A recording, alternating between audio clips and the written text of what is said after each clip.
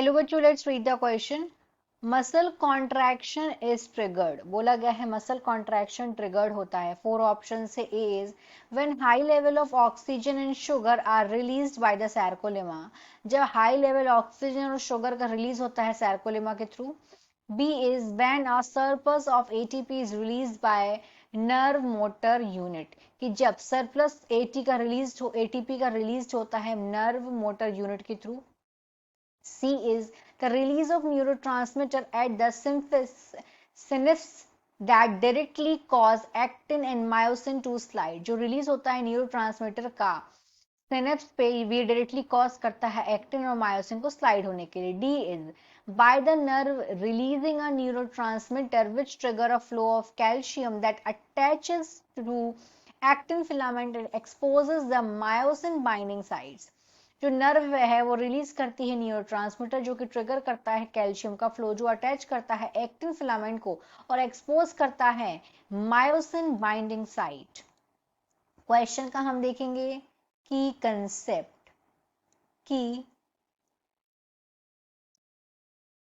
concept of this question is muscle contraction।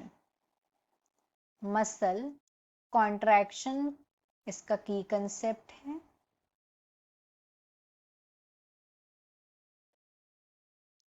तो muscle contraction में क्या होता है, ये ट्रिगर कब होता है, जब action potential when action potential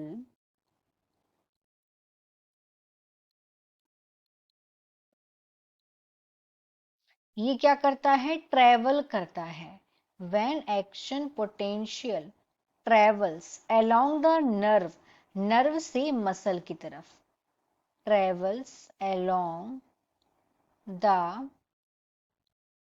nerves to the muscle, nerves to the muscles। इस कंडीशन में एक्शन पोटेंशियल ट्रेवल करता है। तो जो मसल का कॉन्ट्रैक्शन है ये शुरू कैसे होता है, मसल कॉन्ट्रैक्शन बिगिन जब बिगिन होता है, बिगिन कब होता है मतलब शुरू, बिगिन होता है जब नर्वस सिस्टम जनरेट करता है सिग्नल। व्हेन नर्वस सिस्टम, जब नर्वस सिस्टम जनरेट करता है सिग्नल को और ये जो सिग्नल है एक इम्पल्स, मतलब सिग्नल क्या है, एक इम्पल्स है और उसको बोलते हैं action potential. Action potential potential और ये क्या करता है, ट्रेवल करता है through a type of nerve cell, और ये जिस नर्व सेल में ये ट्रेवल करता है उस नर्व सेल को बोलते हैं मोटर न्यूरॉन। इसे बोला जाता है मोटर न्यूरॉन। तो अगर हम देखें कि जो मसल का कॉन्ट्रैक्शन कब हो रहा है, जब जब नर्व क्या कर रहे हैं, जब नर्व रिलीज करेंगे न्यूरो ट्रांसमीटर को, जब नर्व रिलीज करेंगे और इसकी वजह से ये ट्रिगर करेगा न्यूरोट्रांसमीटर सार्कोप्लाज्मिक रेटिक्यूलम को, then this neurotransmitter will trigger sarcoplasmic reticulum.